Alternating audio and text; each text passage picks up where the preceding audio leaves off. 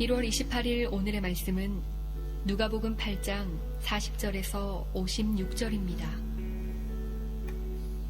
예수께서 돌아오심에 무리가 환영하니 이는 다 기다렸음이러라. 이에 회당장인 야이로라 하는 사람이 와서 예수의 발 아래에 엎드려 자기 집에 오시기를 간구하니 이는 자기에게 12살 된 뇌딸이 있어 죽어가미러라. 예수께서 가실 때에 무리가 밀려들더라. 이에 12해를 혈루증으로 앓는 중에 아무에게도 고침을 받지 못하던 여자가 예수의 뒤로 와서 그의 옷가에 손을 대니 혈루증이 즉시 그쳤더라. 예수께서 이르시되 내게 손을 댄 자가 누구냐 하시니 다 아니라 할 때에 베드로가 이르되 주여 무리가 밀려들어 미나이다. 예수께서 이르시되 내게 손을 댄 자가 있도다. 이는 내게서 능력이 나간 줄 알미로다 하신대 여자가 스스로 숨기지 못할 줄 알고 떨며 나와 엎드려 그 손댄 이유와 곧 나은 것을 모든 사람 앞에서 말하니 예수께서 이르시되 딸아 네 믿음이 너를 구원하였으니 평안히 가라 하시더라. 아직 말씀하실 때에 회당장의 집에서 사람이 와서 말하되 당신의 딸이 죽었나이다. 선생님을 더 괴롭게 하지 마소서 하거늘 예수께서 들으시고 이르시되 두려워하지 말고 믿기만 하라. 그리하면 딸이 구원을 얻으리라 하시고 그 집에 이르러 베드로와 요한과 야고보와 아이의 부모 외에는 함께 들어가기를 허락하지 아니하시니라. 모든 사람이 아이를 위하여 울며 통곡하매 예수께서 이르시되 울지 말라. 죽은 것이 아니라 잔다 하시니 그들이 그 죽은 것을 아는 고로 비웃더라. 예수께서 아이의 손을 잡고 불러 이르시되 아이야 일어나라 하시니 그 영이 돌아와 아이가 곧 일어나거늘 예수께서 먹을 것을 주라 명하시니 그 부모가 놀라는지라. 예수께서 경고하사 이 일을 아무에게도 말하지 말라 하시니라. 아멘. 오늘 말씀에는 예수님을 만난 두 사람이 등장을 합니다. 이 두 사람의 공통점은 스스로 도저히 해결할 수 없는 문제를 가지고 있는 사람입니다. 그 문제가 어떻게 해결되었는지 오늘 살펴보면서 예수님은 나에게 무엇을 요구하시는지 생각하는 시간이 되기를 바랍니다.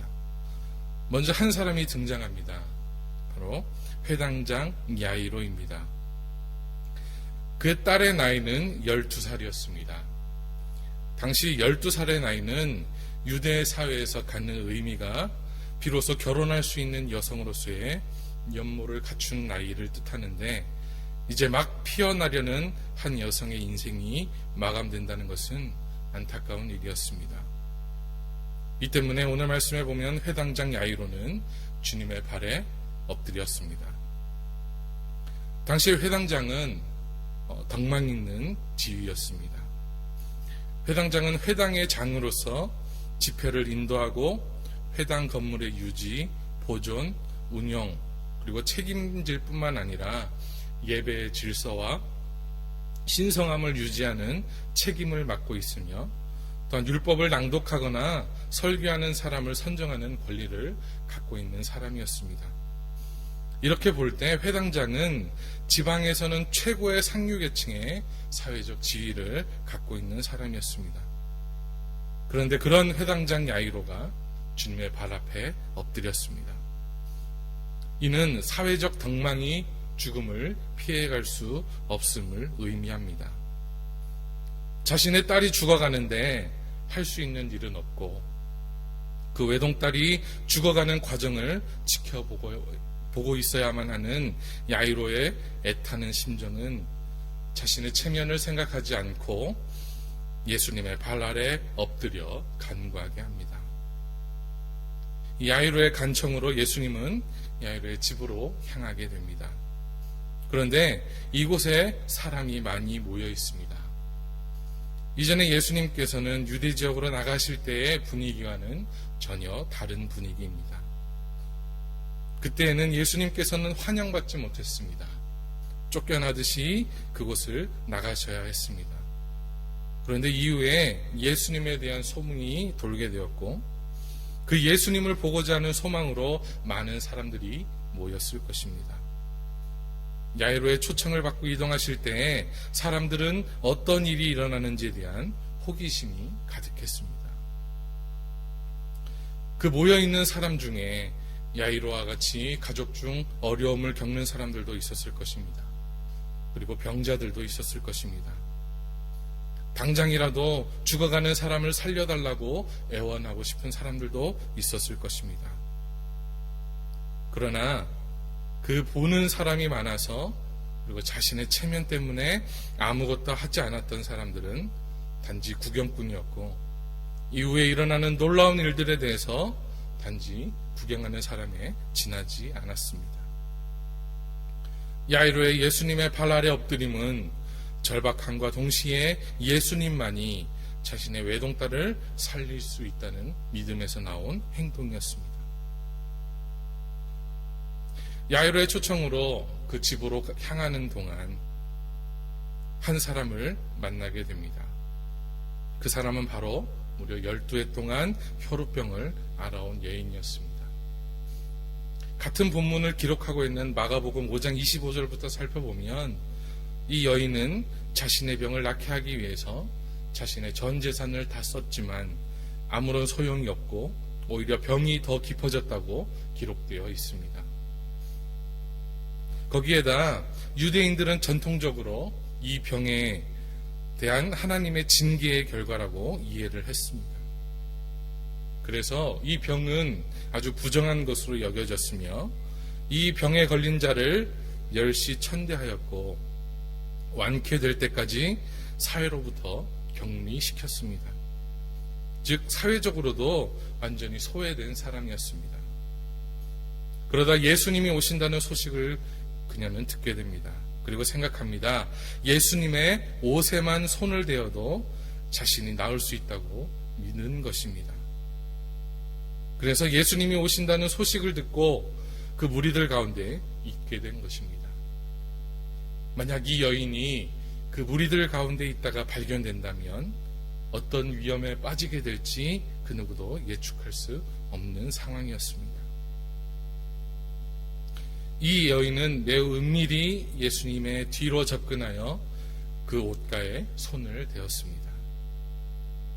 그녀가 그렇게 은밀히 접근할 수밖에 없었던 것은 그녀의 병이 부정한 것으로 인정되었기 때문이었습니다. 때문에 공개적으로는 할 수가 없었습니다. 그리고 예수님께 직접 도움을 요청하지 않은 것은 예수님의 옷자락에 손만 대어도 나으리라는 믿음을 가지고 있었기 때문이었습니다. 그리고 예수님의 옷자락에 손을 대었을 때 말씀은 기록하기를 즉시 그 병이 나았음을 기록하고 있습니다. 그러자 갑자기 예수님이 물으십니다. 내 몸에 손을 댄 자가 누구냐? 이것은 예수님께서 정말로 모르셔서 물으셨던 것이 아니었습니다. 왜냐하면 당시에 밀집해 있는 수많은 사람들이 예수님을 만졌음에는 틀림이 없습니다. 그럼에도 불구하고 돌이켜서 물으신 이유는 그 여인의 병이 나았음을 사람들 앞에 드러내시기 위함이었습니다. 혹은 그녀의 믿음이 어떤 미신적인 기대 때문이었다면 그 요소를 제거하고 온전한 믿음으로 성장시키기 위함이었습니다. 그리고 그녀에게 구원의 확신과 아울러 위로와 평강을 주시기 위함이었습니다. 예수님이 그렇게 물으셨을 때 그녀는 두려워했습니다. 예수님의 옷에 손을 대는 순간 병이 나은 사실과 그것을 알고 있는 예수님의 능력에 깜짝 놀란 여인은 자신의 은밀한 시도가 공개되고 수많은 군중들의 시선을 한몸에 받자 당혹감과 긴장으로 떨 수밖에 없었습니다. 더욱이 이 당시 유대 사회에서 여자들은 남자의 옷을 건드리지 않도록 조심해야 했고 특히 부정한 병에 걸린 자는 다른 사람의 옷에 접촉하는 것은 율법을 어기는 부정한 것이었으므로 그 여인은 이 사실에 대한 추궁이 두려웠을 것입니다. 하지만 예수님께서는 먼저 여인을 안심시키기 위하여 딸아라고 매우 부드럽게 부르시고 계십니다. 여기서 딸아라는 다정한 목소리로 마치 딸을 부를 때처럼 그 여인을 부르신 것입니다. 이것은 하나님 아버지의 권위를 소유한 예수님의 신성을 보게 합니다. 그리고 그 다음에 바로 예수님께서는 여인의 믿음을 칭찬하십니다. 내 믿음이 너를 구원하였느니라. 그 말씀은 믿음 그 자체의 능력으로 구원이 획득됐다는 말입니다. 단지 그녀의 믿음은 치유가 성취되게 하는 매개체 역할을 한 것입니다. 즉 그녀의 믿음은 그리스도의 능력과 사랑에 의해 자신이 치유될 수 있도록 사용된 도구의 역할을 한 것입니다. 어떻게 보면 이 여인의 믿음은 온전한 것이 아니었습니다. 하지만 예수님께서는 그 작은 믿음을 귀중하게 여기셨다는 것, 이것이 강조되어 있습니다.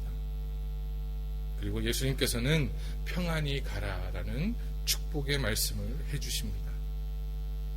아마 이 평안은 영혼과 육신의 안녕을 동시에 뜻하는 의미인 온전한 샬롬이었을 것입니다. 믿음으로 예수님과 가까이하여 이 평안을 누리시기를 바랍니다. 이 사건이 있는 도중에 야이로의 딸이 죽습니다. 어떤 한 사람이 와서 전하는 슬픈 소식, 당신의 딸이 죽었으니 더 이상 예수님을 괴롭게 하지 마십시오.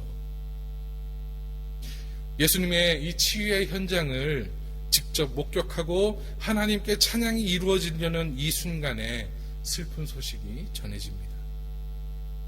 그리고 주변 사람들은 절망합니다. 그러나 예수님은 생명의 주관자이십니다. 그리고 말씀하십니다. 50절에 보면 두려워하지 말고 믿기만 하라. 그리하면 딸이 구원을 얻으리라. 야이로 역시도 혈우병 걸린 여인이 회복되는 모습을 보고 소망을 품었을 것입니다. 그런데 그 이후에 들려온 그 소식은 야이로로 하여금 절망감이 가득하게 했을 것입니다. 그러나 예수님의 말씀은 먼저 믿음을 가지라는 것이었습니다. 처음 자신을 찾아왔을 때 그 믿음을 버리지 말라는 것입니다. 우리의 상황에 따라 우리의 믿음은 변화합니다. 어떠한 소망을 품을 때는 한없이 믿음이 강한 것 같은데 그 소망이 무참히 무너지는 그 순간 우리의 믿음은 사라져버립니다. 예수님을 향한 그 신뢰는 산산조각 나버립니다. 그러나 상황은 변해도 예수님은 변하지 않습니다. 상황은 우리를 절망 가운데로 이끌고 가지만 예수님은 결코 변치 않고 하나님 능력으로 그 소망의 자리에 계십니다. 그리고 요청하십니다. 믿기만 하라. 그리하면 구원을 받으리라. 절망감이 가득하고 슬픈 곡소리로 가득한 야이로의 집에서 예수님은 그 아이의 손을 잡고 일어나라고 명하십니다. 마가복음 5장 41절에는 달리다굼 소녀여 일어나라 라는 예수님의 아람어 사용이 등장을 합니다. 이것은 마치 잠들어 있는 아이를 사랑스럽게 다정하게 깨우는 모습과 같습니다. 그러자 아이는 살아나게 되고 이것이 환상이 아님을 먹을 것을 주라라는 예수님의 말씀으로 완전히 살아났음을 보여줍니다. 사랑하는 성도 여러분, 오늘 말씀에 등장하는 두 사람은 어떻게 보면 예수님의 소문을 듣고 모여들었던 그 군중들과 같았을지도 모릅니다. 아무런 소망도 믿음도 없이 그냥 예수님에 대한 소문을 듣고 그냥 궁금해서 나와서 구경하는 구경꾼과 같았을지 모릅니다. 그러나 그들의 절박한 상황은 예수님에 대한 믿음이 되어 자신의 상황도 생각하지 않고 믿음으로 행했던 사람이었습니다. 만약 그들이 자신의 상황을 생각하고 주변을 의식했다면 그 어떠한 일도 일어나지 않았을 것입니다. 그러나 참 소망이신 예수님만을 바라보며 그 믿음을 버리지 않으므로 그들은 구원을 받을 수 있었습니다. 우리의 상황과 여건은 바뀝니다. 한없이 소망을 품었다가도 한 방에 무너져 그 소망을 절망으로 바꿔버리는 그런 상황이 우리를 기다리고 있을지는 모릅니다. 그러나 그 중에서도 변치 않으시는 참 소망이신 예수님을 붙잡는 여러분들이 되시기를 바랍니다. 그 예수님을 믿는 믿음으로 나와왔던 이 두 사람처럼 오직 예수님만을 바라볼 수 있는 여러분들이 되시기를 소원합니다. 기도하겠습니다. 하나님 아버지, 하나님께서 원하시는 삶은 단순히 예수님 곁에 모여들었던 구경꾼과 같은 그런 삶이 아닌 진정한 소망이신 예수님을 바라보는 삶임을 오늘 말씀을 통해서 깨닫습니다. 우리가 처음 예수님을 향하여 가졌던 그 믿음과 소망이 우리의 환경과 어떤 절망적인 상황 앞에서 무너지는 것이 아니라 더욱더 주님을 바라보게 하며 신실하신 하나님을 더욱더 신뢰하게 하는 저희들이 될 수 있도록 주님 은혜 베풀어 주시옵소서. 주님 저희들을 도와주시옵소서. 예수님의 이름으로 기도합니다. 아멘.